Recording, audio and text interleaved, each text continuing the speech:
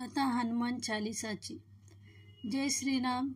आज मी तुम्हाला हनुमान चालीसाची कथा सांगणार आहे। चला तर मी तुम्हाला 16व्या शतकात घेऊन चालतो। संत तुलसीदास 16व्या शतकात 130 वर्ष जगले त्यावेळची गोष्ट आहे। एका नवतरुणाचा मृत्यू होतो व जेव्हा त्याची अंत्ययात्रा निघालेली असते व त्याची पत्नी जी की नववधू आहे ती रडत येते व तिची नजर संत तुलसीदास यांच्यावर पडते। ती त्यांचे चरण पकडते आणि संत तुलसीदास यांच्या तोंडून निघते, अखंड सौभाग्यवती भव। तेव्हा ती म्हणते, माझ्या तर पतीची अंत्ययात्रा निघालेली आहे आणि तुम्ही हे कसा आशीर्वाद मला दिला। तेव्हा ते म्हणतात, माझा तर तोंडून हे निघाले आहे, मला वाटते प्रभू श्रीरामाची हीच इच्छा असावी। व ते उठतात व त्या तरुणांच्या कानात म्हणतात, राम नाम सत्य है 3 वेळेस म्हणतात। तसेच तेथील जमलेले लोक ही 3 वेळेस राम नाम सत्य है असे म्हणतात। तो तरुण जिवंत होतो, उठून उभा राहतो।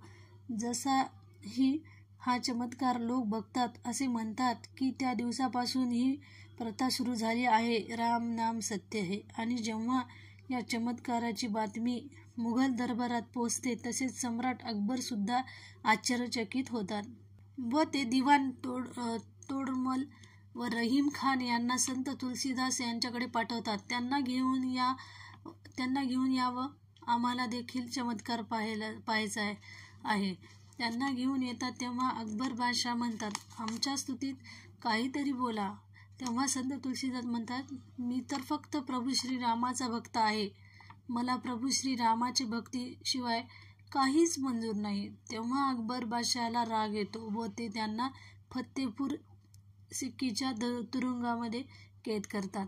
पण संत तुलसीदास तर भक्तीचे लीन झाले व त्यांनी हनुमान चालीसा रचली।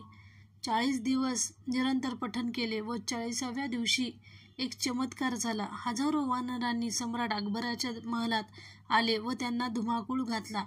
अचानक झालेल्या या हमल्यामुळे सर्वजण अचंबित झाले। सम्राट अकबर हे समजूतदार होते, त्यामुळे त्यांना यामागील कारण समजण्यास वेळ लागला नाही।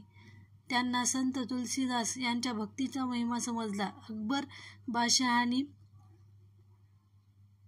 क्षणाचाही विलंब न लावता संत तुलसीदास यांची क्षमा मागितली व त्यांना तुरुंगातून मुक्त केले व त्यांचा सन्मान केला व जीवनभर अकबर बादशहाने संत तुलसीदास यांच्यासोबत मित्रपूर्वक व्यवहार केला। त्यामुळेच म्हणतात, कलियुगात जेव्हा पण जीवनात संकटे येतात तेव्हा हनुमान चालीसाचे पठण करावे, त्याचे सर्व संकटे दूर होतील। बोला पवन सुत हनुमान की जय।